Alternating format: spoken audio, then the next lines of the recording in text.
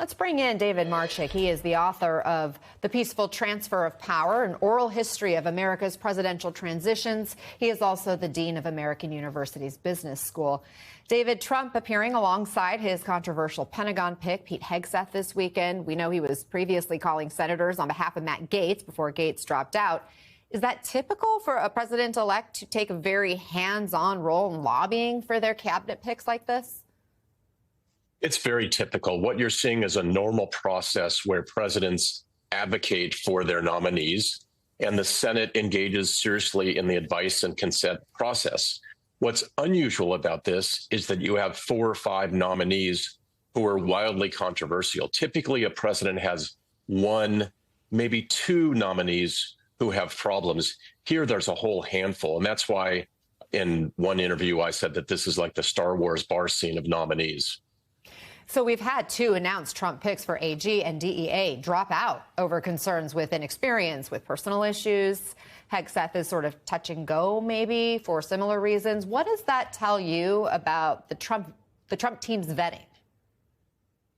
Well, I think there's been a total lack of vetting in this process. It seems what's happening is people meet with the president-elect at Mar-a-Lago, they have dinner, and then they put out a tweet, often between 6 p.m.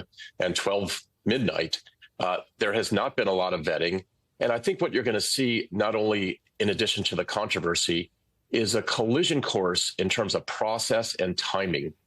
Every nominee needs to have both an FBI background check and an Office of Government Ethics agreement on to deal with conflicts of interest.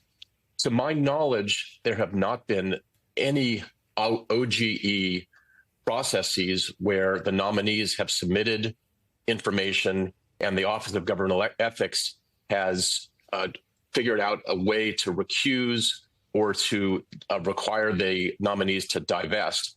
The Senate typically will not act or not even hold a hearing until those processes have been taken away. And those typically take 45 days, and we have less than 45 days before the inauguration. So I think there's going to be a high likelihood that Trump will take the oath of office on January 20th without 1, 2, or 3 cabinet officers in place. Bush and Obama had 7 each. And what do you see as the ramifications of that? Well, from a national security and effectiveness in government perspective, the American people want a new president-elect, whether they agree with him or her or not, whether they voted for him or her or not. They want the government to be fully staffed. And what we saw going back to President George W. Bush is that because of the shortened transition, he didn't have all his national security people in place. And 8 months later, 9/11 happened.